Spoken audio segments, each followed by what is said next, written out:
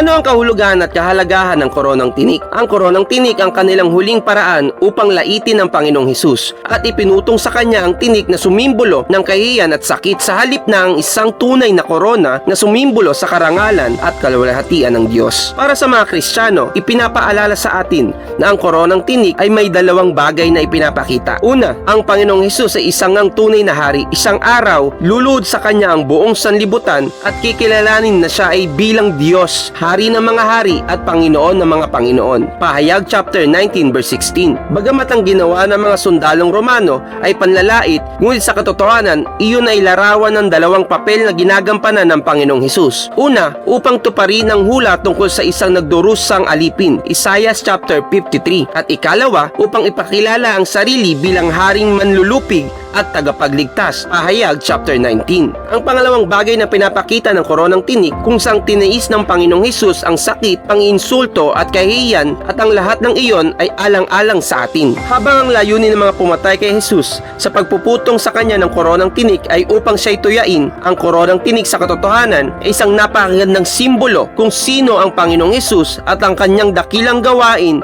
na pagliligtas sa sanlibutan.